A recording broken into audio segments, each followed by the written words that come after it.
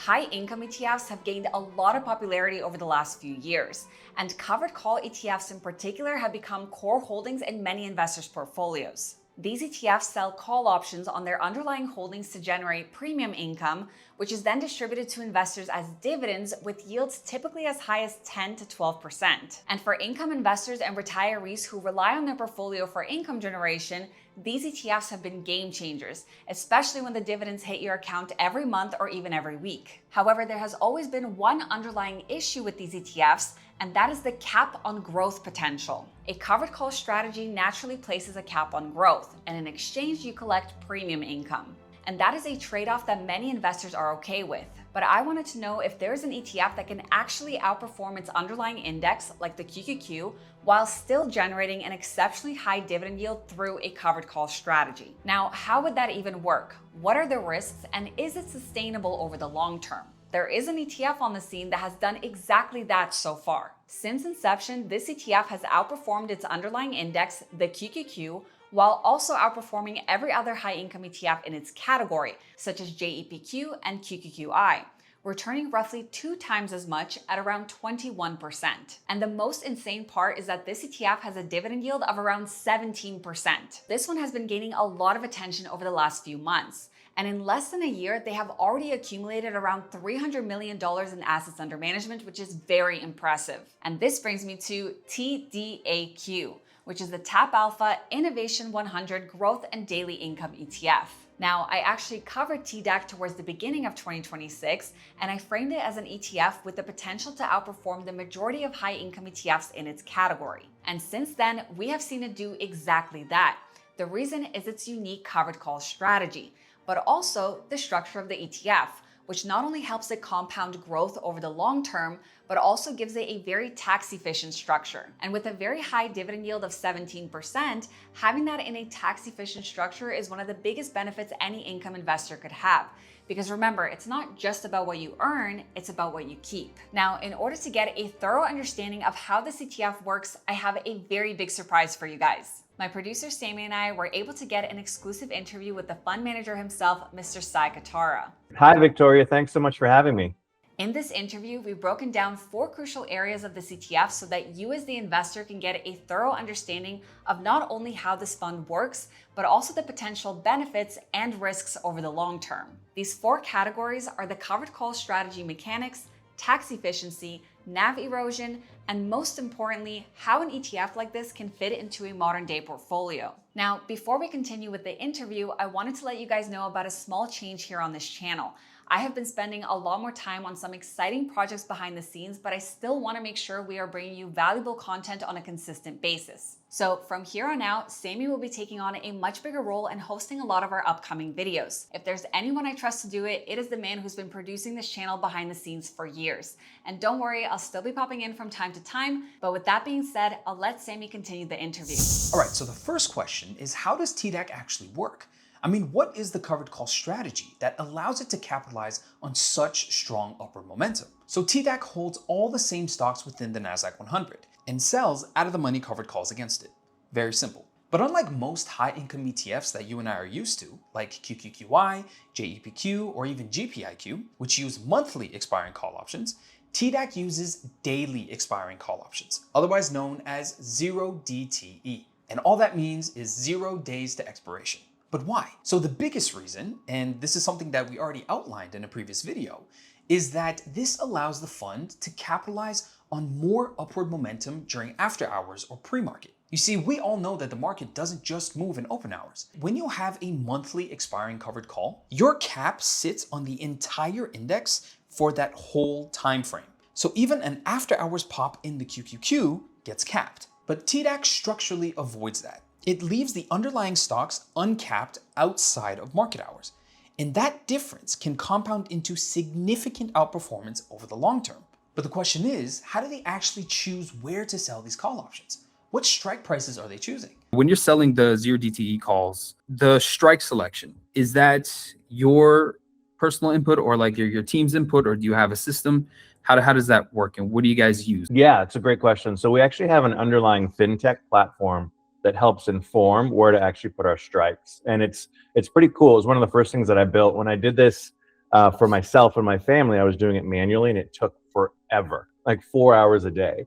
But then I ended up building a software platform to help me do it. And what it does is it pulls in lots of data points. Like I think there's 15 or 20 different data points from the market in real time.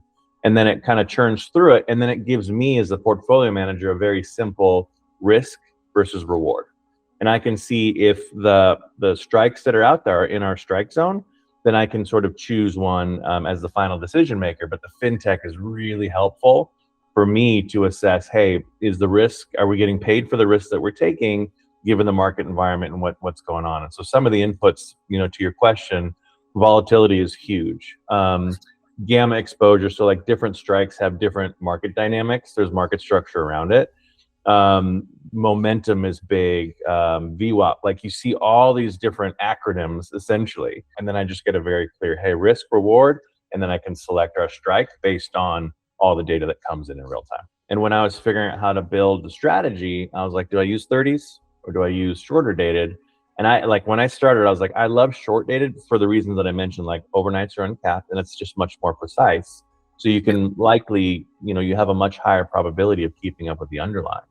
But when I started, I was like, there's no way that the premiums are going to be worth anything. But I tried it and I did the math. So we did this backtesting script that ran it. And I compared two things.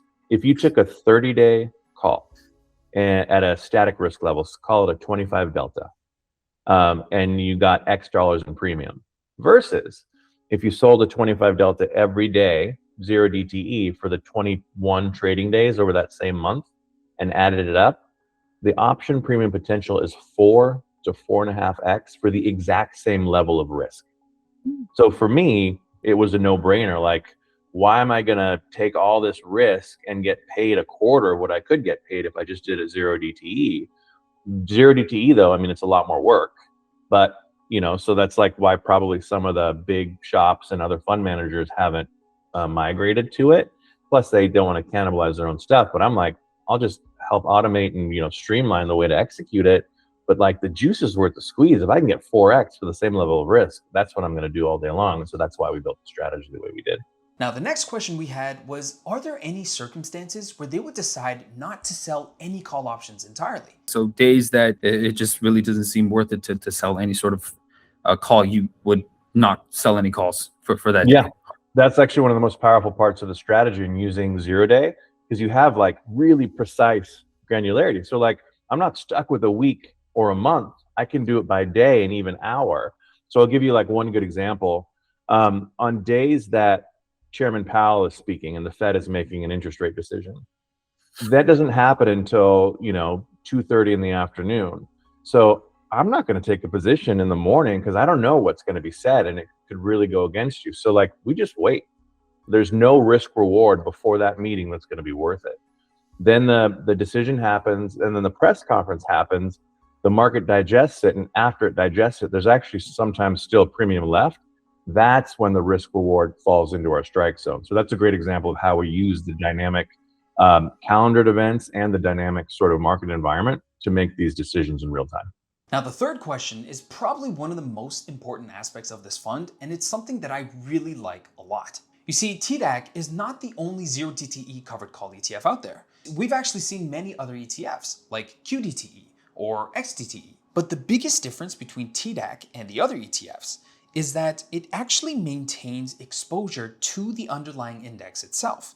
So when you look at its holdings breakdown, the ETF actually holds real shares of the QQQ. But when you look at a fund like QDTE, for example, they're not holding real shares of the QQQ. They're using LEAPs instead. And for those that don't know, LEAPs are simply call options that replicate ownership of the index itself. The biggest benefit to using LEAPs is that they are much cheaper. So what do I mean by that?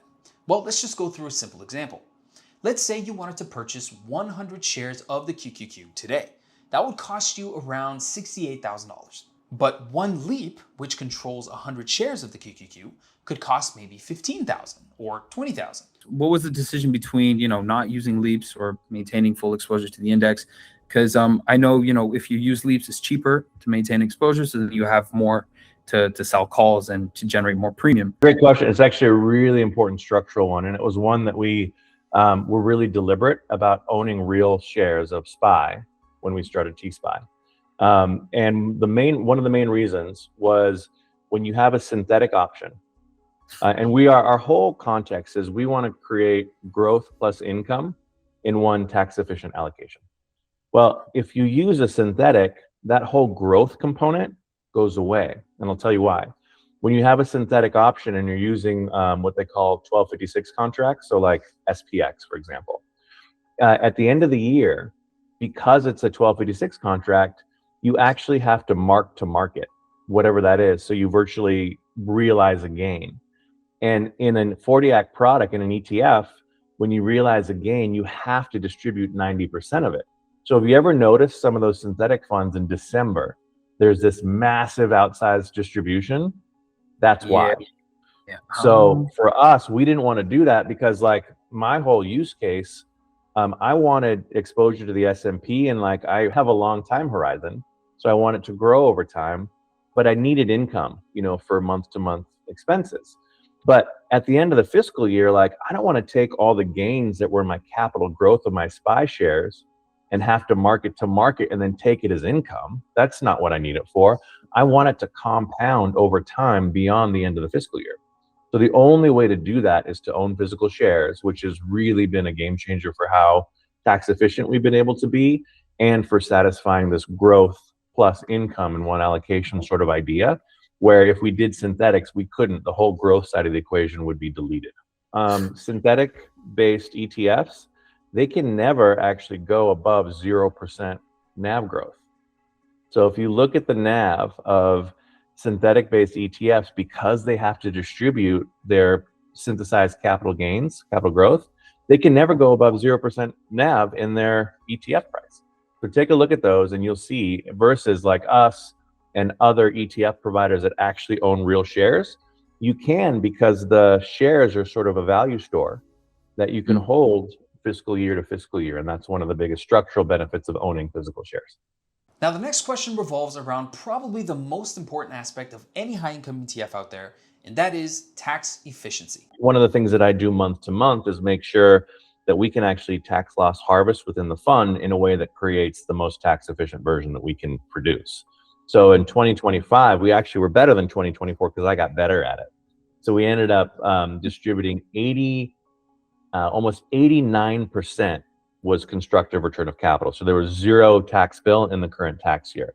The other 11% was also tax advantage between qualified dividends and 60/40 options income from the index options that we use. So like 0% was ordinary income, which was unreal. It's not what you earn, it's what you keep. And so we're really happy with how we landed from a tax efficiency standpoint. And the last question we asked Mr. Saikatara is, how could an ETF like this fit in a modern day portfolio? So for like a retiree or, someone that's a conservative investor, how would you really shape this as something to allocate in a portfolio?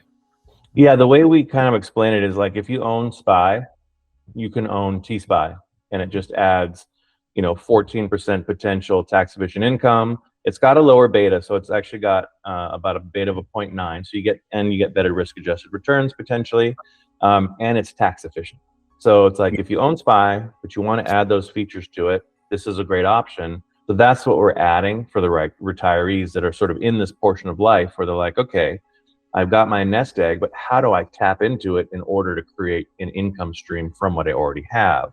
And that's really where we were like, that's where I saw the gap. Like I'm all in on Tap Alpha products because like none of this stuff existed before we built it. So that's what I use. Like for our monthly expenses, like I own, big portions of T-SPY and TDAQ, and then the income helps kind of pay the monthly bills. But then I really want that nest egg to grow over time. All right, so we've learned a lot about these two ETFs, TDAQ and TSPY. But this video would not be complete if we didn't talk about the potential downsides. And in my opinion, there's really one major downside.